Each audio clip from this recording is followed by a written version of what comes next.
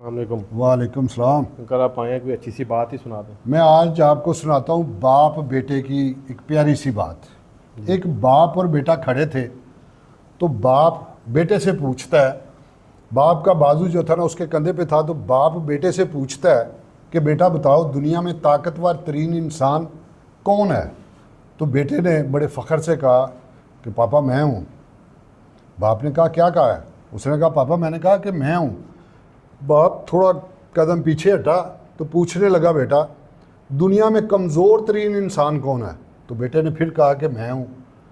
تو باپ بڑا حیران ہوا کہ ابھی تھوڑی دیر پہلے تو کہہ رہا کہ میں بڑا طاقتور ہوں اور فوری تو نے کہہ دیا کہ میں کمزور بھی ہوں۔ تو بیٹے نے بڑی خوبصورت بات کی، اس نے کہا جب میں نے کہا نا میں طاقتور ہوں تو میرے باپ کا ہاتھ جو تھا وہ میرے کندھے پہ تھا، اور جب میرے باپ نے میرے کندھے سے ہاتھ اٹھا لیا تو میں بہت کمزور ہو گیا۔